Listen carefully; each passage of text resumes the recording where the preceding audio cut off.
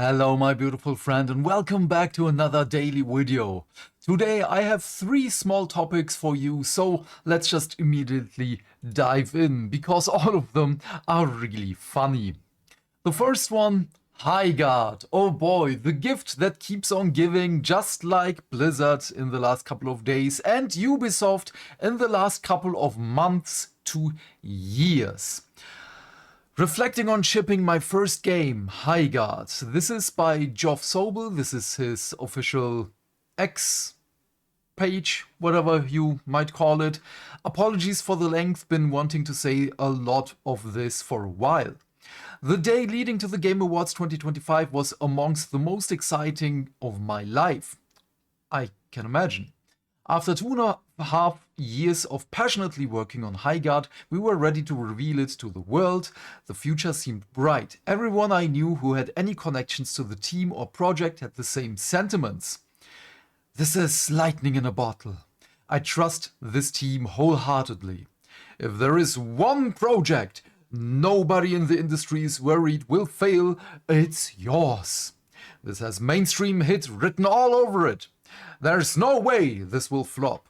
I could play this game all day. So if you want to know what toxic positivity is, this is basically the definition of it. The internal pre-review feedback, even from unbiased sources, of course unbiased, was quite positive, and where it was negative, it was constructive and often actionable. People who played the game, including us, had a blast, and since we were an independent, self-published studio with royalties in mind, many of us were hoping this could finally be the thing that broke the millennial financial curse. Oh boy, oh.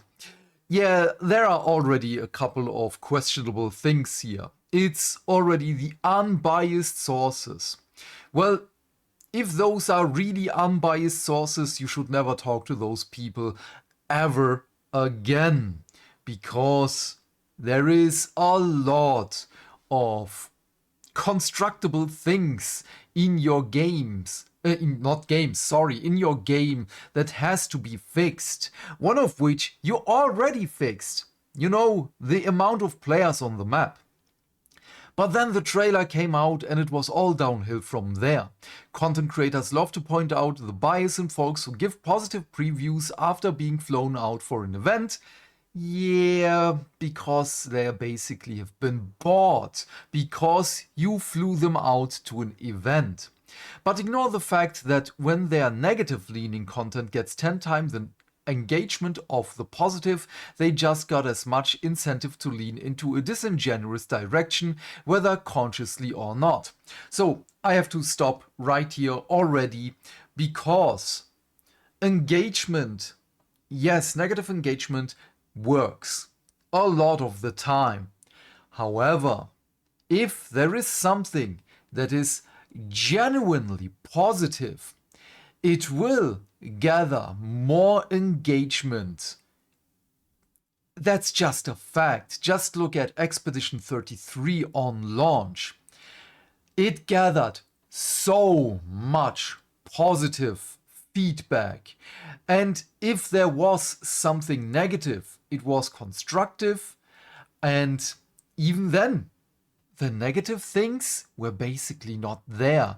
Why? Because people wanted to see more positive things about the game they loved.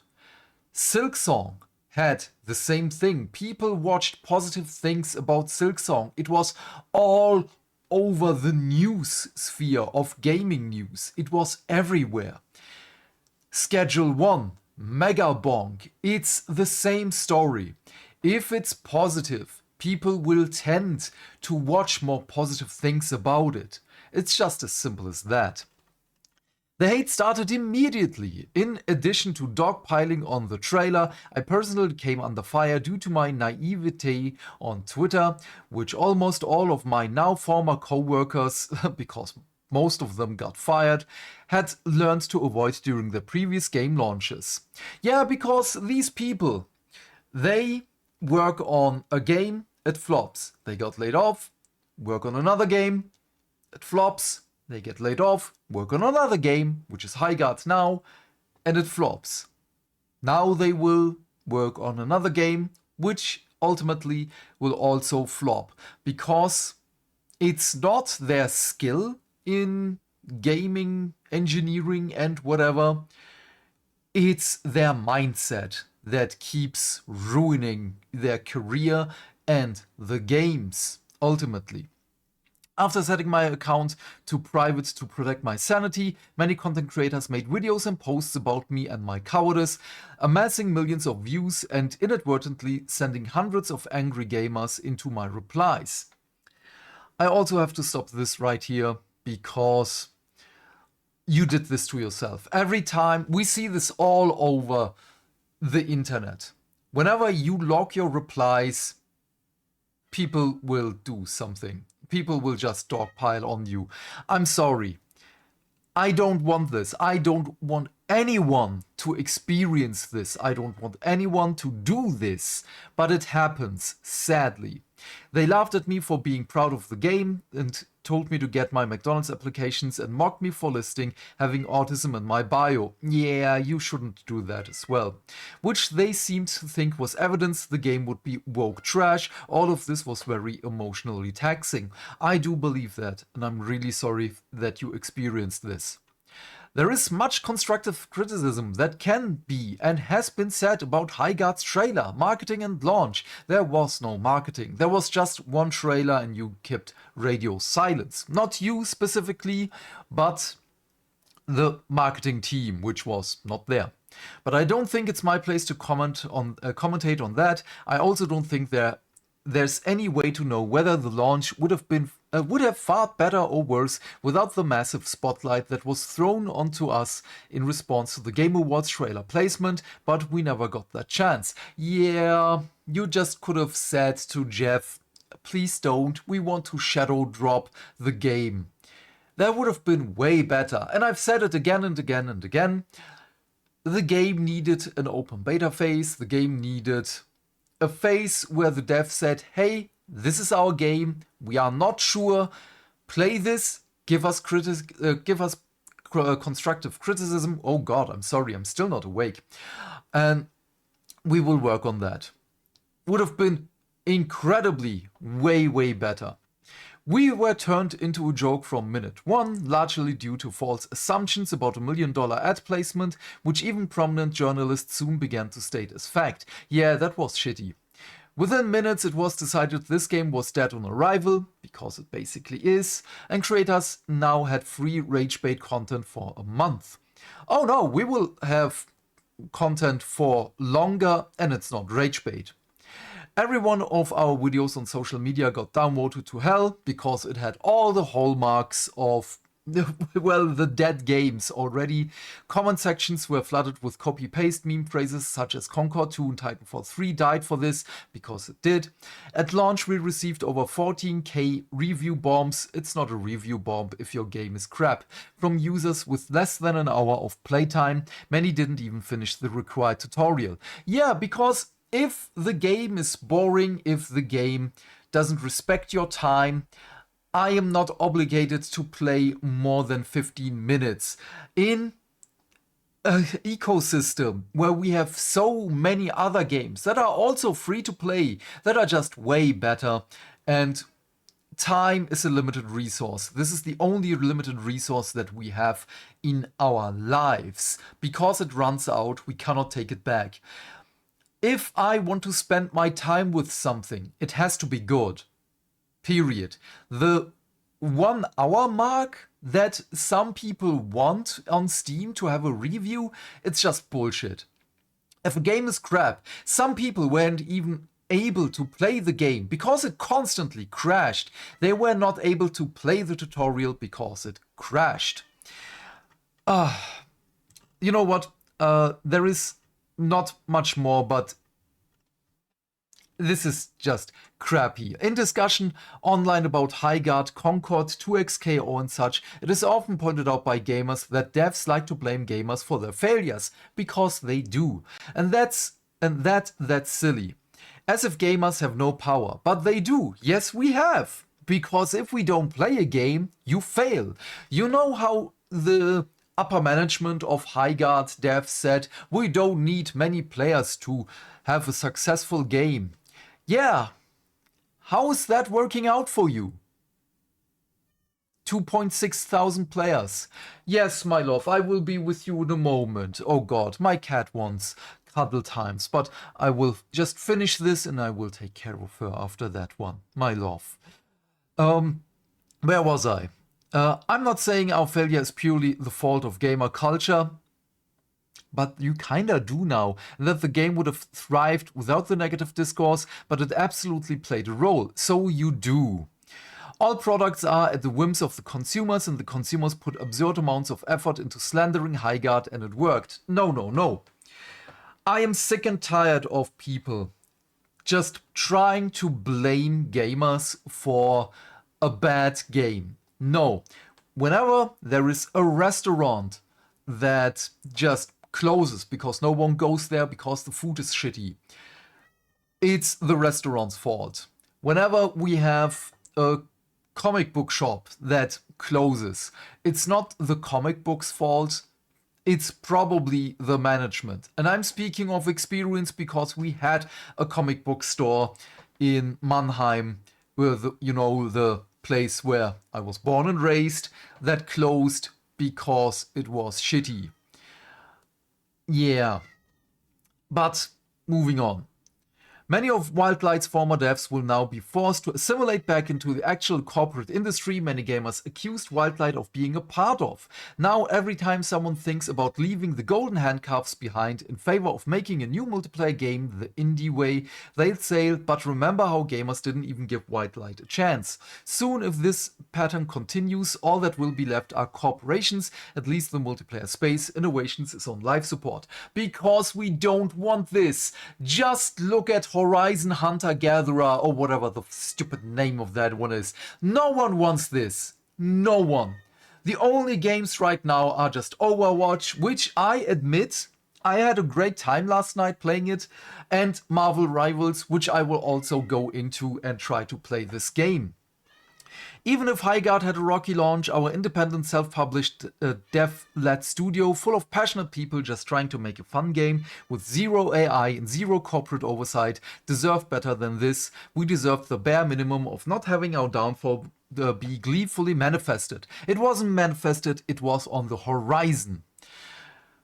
It was just as simple as that. And also, indie games are doing way, way better in the last couple of years because they are just way better than the corporate slop that has been served.